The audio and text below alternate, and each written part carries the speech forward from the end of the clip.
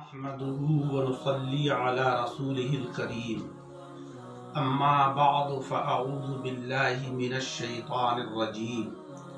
بسم الله الرحمن الرحيم الف لام میم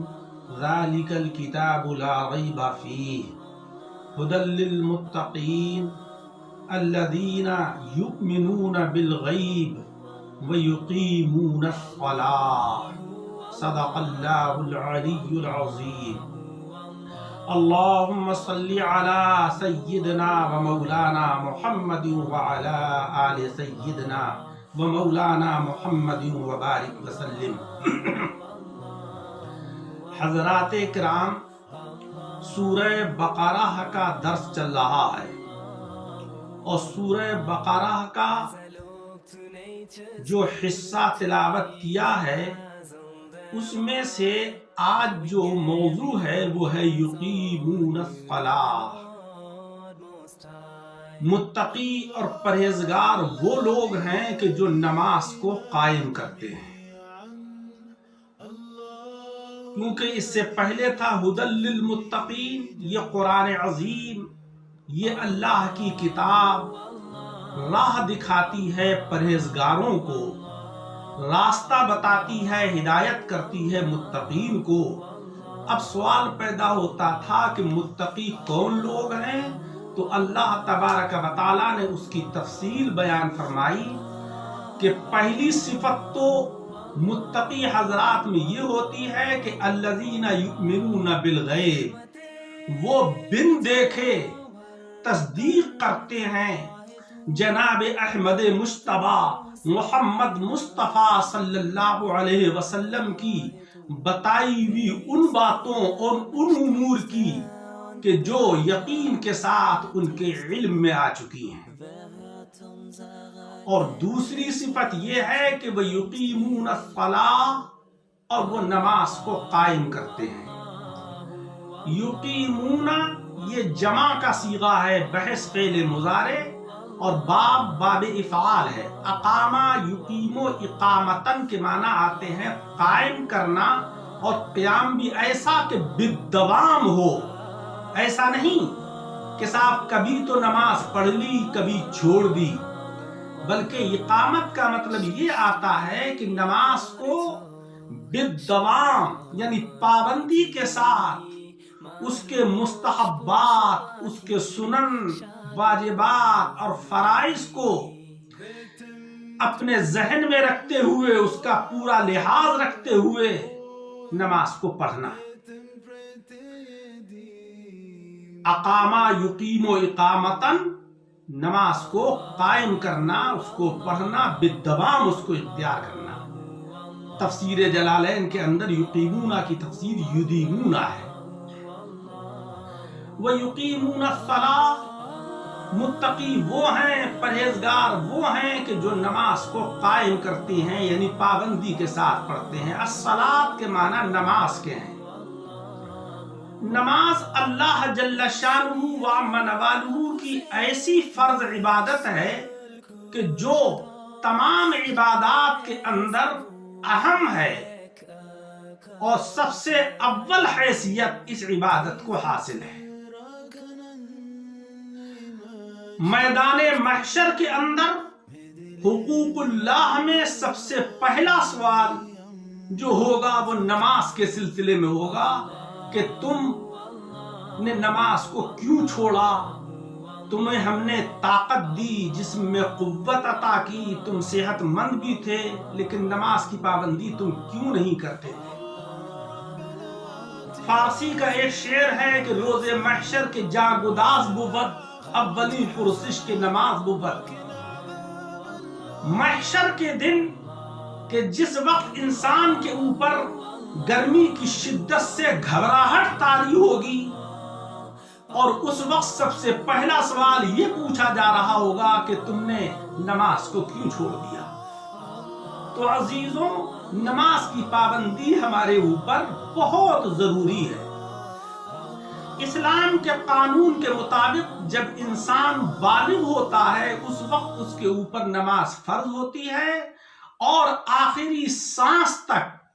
اگر اس کو ہوش و حواس ہیں، اس کے اوپر جنون اور پاگل پن طاری نہیں ہوا ہے، تب تک اس کے اوپر نماز فرض رہتی ہے، اور اس وقت تک کی اس کی نمازوں کا حساب و کتاب اللہ جل شانہ و عم نوالہ کی بارگاہ میں ہوگا۔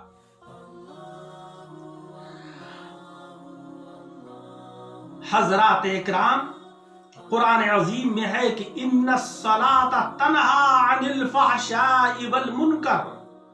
بے شک نماز انسان کو فحش اور بری باتوں سے روک دیتی ہے، اور حقیقت بھی یہی ہے کہ جب کوئی انسان نماز کی پابندی کرتا ہے تو اس اپنے جسم کو بھی صاف و ستھرا رکھتا ہے، اپنے لباس کو بھی صاف و ستھرا رکھتا ہے، اپنے مکان کو بھی صاف ستھرا رکھتا ہے۔ تو یہ ساری چیزیں نماز کے اہتمام کی وجہ سے پیدا ہو رہی ہیں۔ جب نماز پابندی کے ساتھ پڑھتا ہے تو پھر وہ اپنی شخصیت کو بھی پاک اور منزہ بنانے لگتا ہے، برائیوں سے اپنے آپ کو بچاتا ہے۔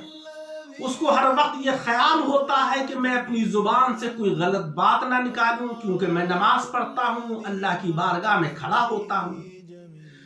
وہ اپنے باطن کو بھی پاک و منزہ کرتا ہے، کسی سے حسد اور بغض نہیں رکھتا، کسی سے کینہ پروری نہیں پالتا، اور کسی شخص کی چغلی نہیں کرتا، کسی پر تہمت نہیں لگاتا، اس لیے کہ اس کو ہر وقت یہ خیال ہوتا ہے کہ میں اللہ جل شانہ و عم نوالہ کی عبادت و ریاضت کرتا ہوں، میری عبادت کہیں بیکار نہ چلی جائے۔ اس لیے یہ نماز جو ہے انسان کو ظاہری اور باطنی ہر قسم کی برائیوں سے روک رہی ہے۔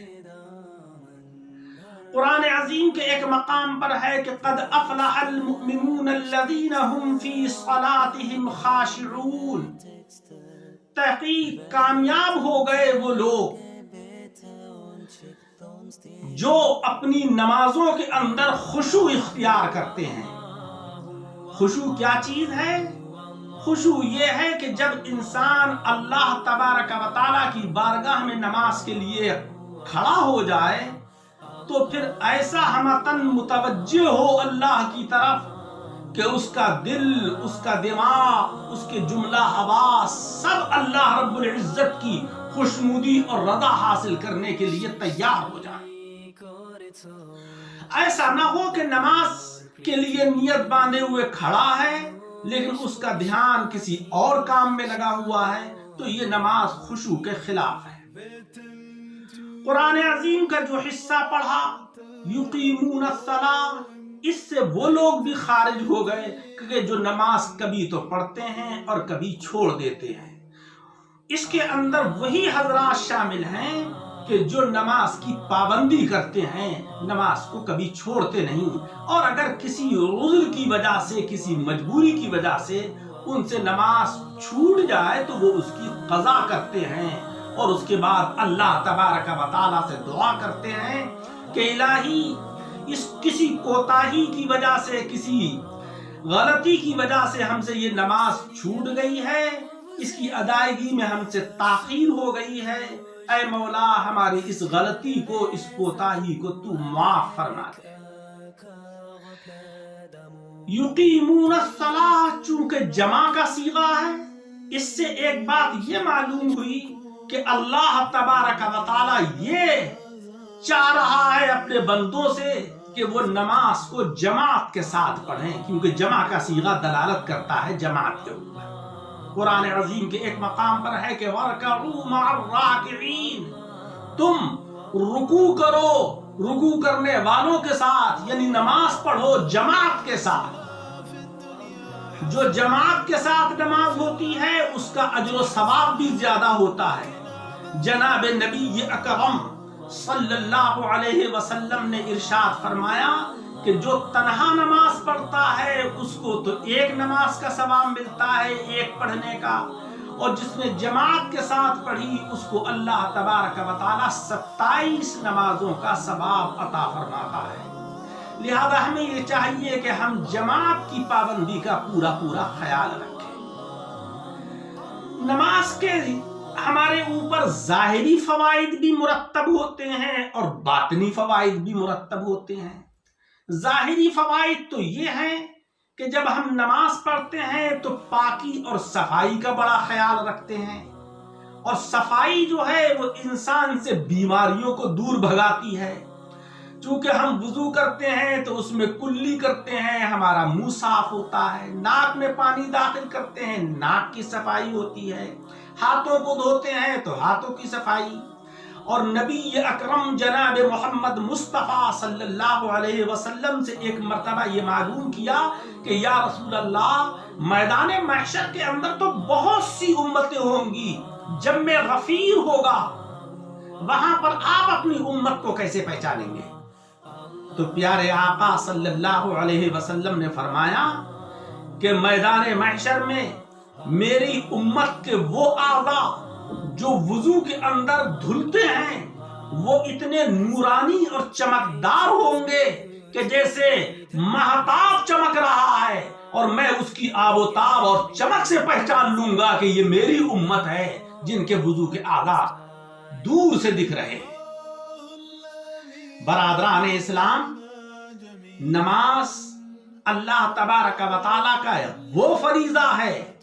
کہ جس کے اندر حضرات انبیاء کرام و رسول اعظام کی عبادتیں جمع ہیں۔ مثلا